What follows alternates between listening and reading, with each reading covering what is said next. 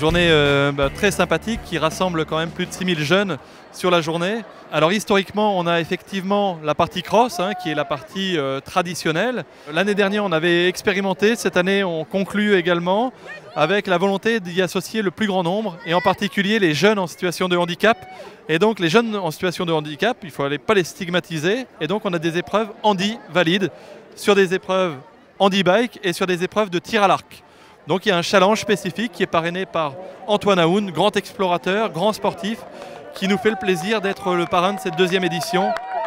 C'est bien ça de pouvoir les mettre, ces jeunes qui sont valides, dans des situations où ils sont eux-mêmes en situation, je veux dire, à la place d'une personne handicapée, ou pareil, courir en poussant une autre personne, notamment des enfants là, qui ont un sourire radieux parce que même si ce n'est pas eux qui poussent, et si ce n'est pas eux qui font l'effort, mais ils veulent quand même gagner. Ceux qui ne sont pas en situation de handicap apprennent et observent les autres. Et ceux qui sont en situation de handicap, ils sont heureux de voir que les autres s'intéressent aussi à eux ou à leur situation.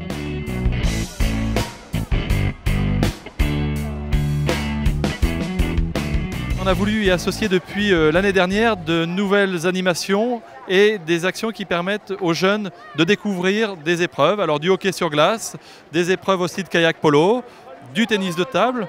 Et puis on a voulu associer d'autres partenaires, c'est-à-dire des activités de cerf-volant, des activités aussi qui permettent aux jeunes de découvrir des activités de jonglerie, de cirque. Donc vous voyez un ensemble d'activités qui permettent aux jeunes non pas de courir uniquement, mais de découvrir d'autres activités et de découvrir aussi des sportifs de haut niveau. Plus petite, je faisais ce cross, donc ça me rappelle quelques souvenirs. Il y a quand même énormément de monde et puis il y a quand même pas mal de personnes que je connais aussi, donc ça fait plaisir d'être invité ici. C'est la 3e manifestation nationale au niveau du sport scolaire. Ce qui est pour le Calvados énorme.